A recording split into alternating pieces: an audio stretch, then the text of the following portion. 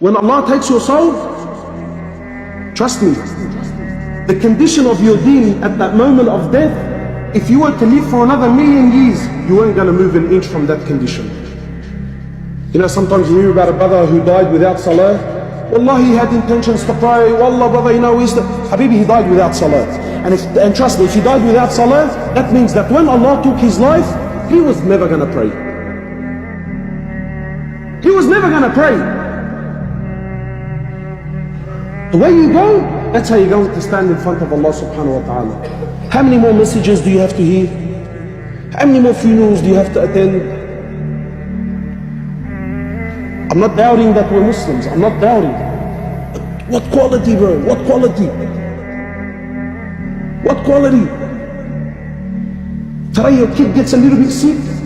Of course, you don't say it on your tongue, but deep down in your heart, but why did Allah do this to me for, man? I pay my zakat.